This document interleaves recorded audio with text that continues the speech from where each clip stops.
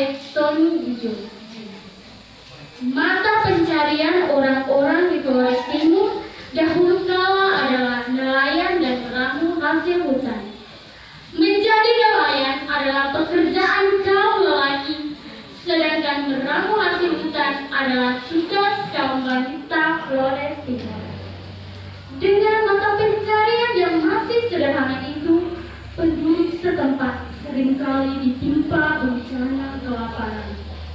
Apalagi pada waktu tanaman bahan makanan seperti padi, jagung, kacang-kacangan, labu, jewawut, dan lain-lain belum dikenal masyarakat.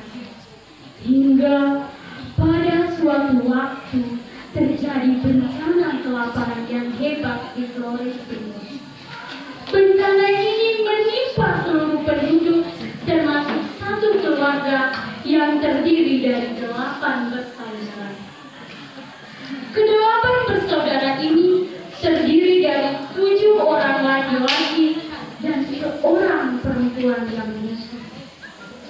Nama si bungsu ialah Jedo Pare Tony Bujo.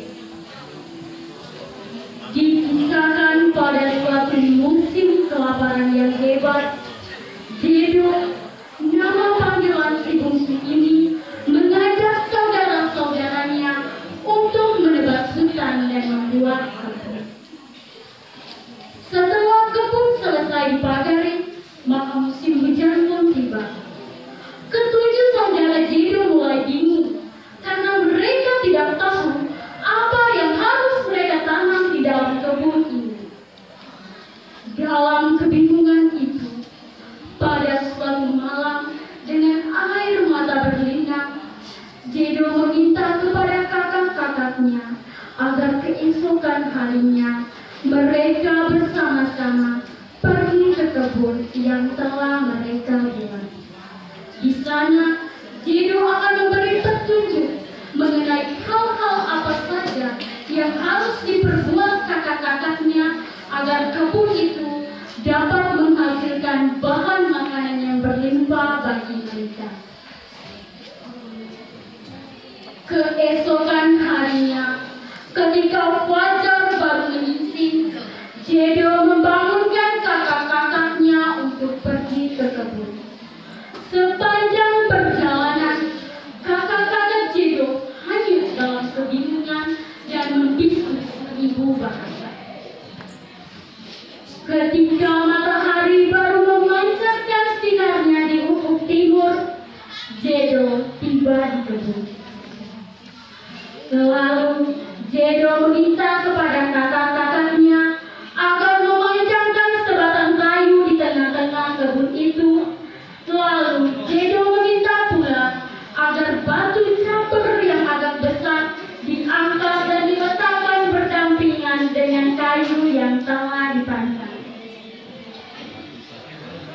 Kemudian Jedo duduk bersila di atas batu caper itu. Lalu ia memanggil kakak-kakaknya agar berdiri mengelilinginya. Kemudian dengan tenang, Jedo berkata kepada kakak laki-lakinya yang paling muda, katanya, "Dengarlah pesan saya, dan setelah saya selesai berpesan, kerjakanlah apa yang saya pesankan. Jangan takut dan jangan sedih, sebab apa yang kupesankan sesuai dengan kehendak yang Maha Kuasa.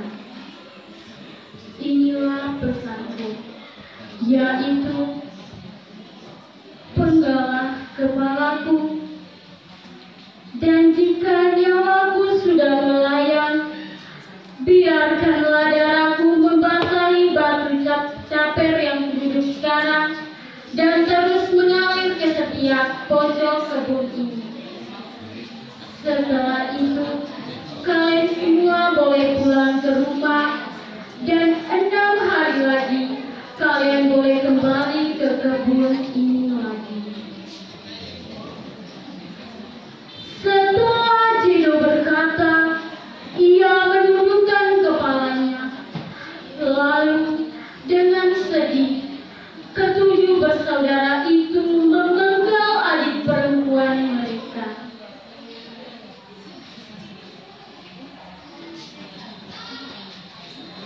Darah Jedo dibiarkan membasahi batu campur ini dan terus mengalir ke setiap pojok kebun ini.